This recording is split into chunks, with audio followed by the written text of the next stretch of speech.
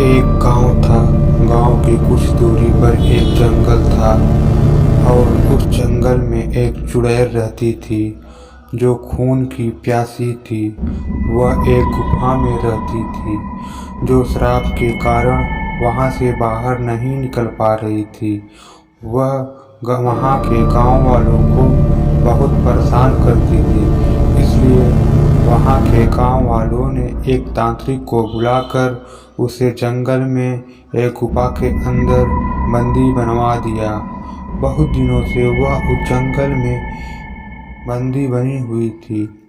एक दिन की बात है, गांव में रामू और सामू दो व्यक्ति रहते थे। उन दोनों में बहुत गहरी मित्रता थी। एक दिन रामू ने कहा कि भाई सामू, चलो आज जंगल घूम आते हैं, बहुत दिन हो गया जंगल गए। सामू ने कहा ठीक है भाई, चलो आज घूम आते हैं। दोनों जंगल की ओर चल दिए। वह जंगल घूमते घूमते उस गुफा के पास पहुंच गए जहां उस चुड़ैल को बंदी बनाया गया था। उस गुफा को पत्थर से ढक दिया गया था।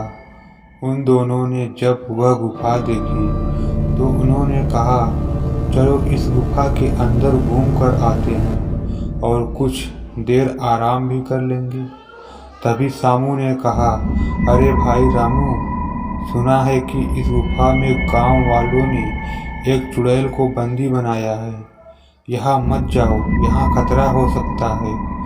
रामू ने कहा, अरे भूत ऊत कुछ नहीं होता। इतना कहकर वह गुफा की दरवाजे पर रखे पत्थरों को हटाने लगा और पत्थर हटाने के बाद अंदर चला गया और सामू भी अंदर गया। दोनों अंदर एक पत्थर पर लेट कर आराम करने लगे। तभी कोने से रोने की आवाज आई।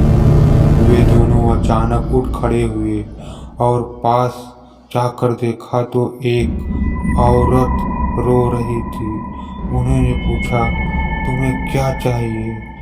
हाँ हाँ बोलो, तुम्हें क्या चाहिए, तुम क्यों रो रही हो? उस भूत ने कहा, मुझे इंसानों का खून चाहिए। रामू और सामू थोड़ा डर गए। तभी वह चुड़ैल उठी और दोनों को मारकर उनका खून पी गई और अब वह आजाद थी। अब वह गांव वालों को अपना शिकार बनाना चाहती थी और अपना बदला भी पूरा करना चाहती थी, क्योंकि गांव वालों ने उसे बंदी बनवा दिया था।